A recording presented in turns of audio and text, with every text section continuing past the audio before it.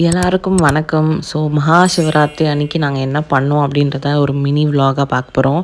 So ஏஞ்சி குளிச்சுட்டு ஒரு வேளை சாப்பிட்டேன். எல்லாருமே வந்து சாப்பிடாமலாம் இருப்பாங்க. பட் நான் ஒரு வேளை சாப்பிட்டேன் அண்ட் வீடெல்லாம் க்ளீன் பண்ண வேண்டி இருந்ததுனால ஐ நீடட் எனர்ஜி அண்ட் வெள்ளை வாசல்லாம் கழுவி விட்டுட்டு எனக்கு வந்து பெருசாக கோலம்லாம் போட தெரியாது.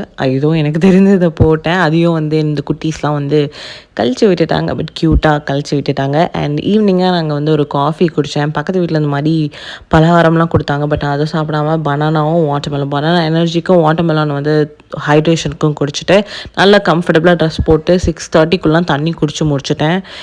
அண்ட் சாமி பாட்டெலாம் கேட்டு விளக்கெலாம் ஏற்றிட்டு சாமிலாம் கும்பிட்டுட்டு நாங்கள் வந்து கிளம்பிட்டோம். எங்கே கிளம்புனோம் பட்டையெல்லாம் போட்டுக்கிட்டு அப்படின்னு பார்த்தீங்கன்னா கிரிவலம் பண்ணலாம் அப்படின்னு வந்து கிளம்புனோம். ஸோ திருவண்ணாமலையில் மகாசிவராத்திரி அன்னைக்கு கிரிவலம் அப்படின்னாலே பயங்கர கூட்டமாக, ஆக்சுவலாக பௌர்ணமிக்கு இதை விட அதிகமாக கூட்டம் வரும் அப்படி சொல்கிறாங்க. பட் எனக்கு பயங்கர கூட்டமாக தான் தெரிஞ்சுது.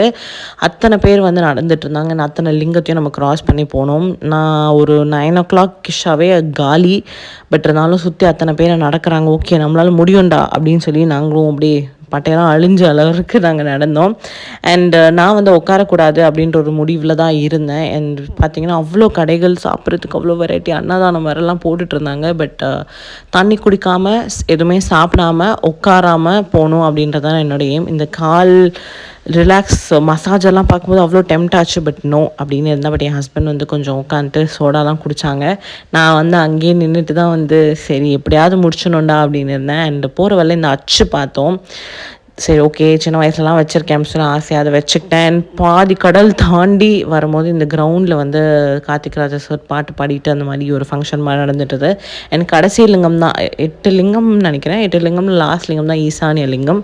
அங்கே வந்தக்கப்புறம் தான் அப்பா அப்படின்னு ஆயிடுச்சு. அப்புறம் கற்பூரெல்லாம் ஏற்றி வச்சுட்டு தோ வந்துட்டோம். 2 கிலோமீட்டர் பையா மாதிரி நாங்கள் வந்துட்டோம். அண்ட் ஃபைனலாக அவ்வளோ சந்தோஷமாக இருந்தது இந்த ட்ரிப்பை, இந்த ஒரு கிரிவலம் ட்ரிப்பை முடிச்சது அவ்வளோ சந்தோஷம். ஏன்னா பெருசாக நடக்கிறவ கிடையாது நான். ஸோ நான் இவ்வளோ நடந்ததே எனக்கு ஒரு பெரிய ஷாக். ஏன்னா அத்தனை பேர் நடந்துட்டு இருந்தாங்க.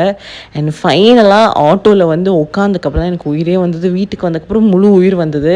நைட்லாம் முழிச்சிருக்கலாம் பார்த்தேன், என்னால் சுத்தமாக முடியல. ஸோ சுடு தண்ணியில் கால் வச்சுட்டு அப்பாடான்னு தண்ணி குடிச்சிட்டேன். அண்ட் படுத்துட்டு ஓம் நம சிவாய சொல்லிட்டு இருந்தேன். அப்புறம் ஒரு 3 மணிக்காக தூங்கிட்டு காலைல ஒரு 6 மணிக்கெலாம் ஆயிடுச்சு. திருப்பி ஓம் நம சிவாயெல்லாம் சொல்லிட்டு எங்களோட மகாசிவராத்திரி சூப்பராக நடந்து முடிஞ்சது.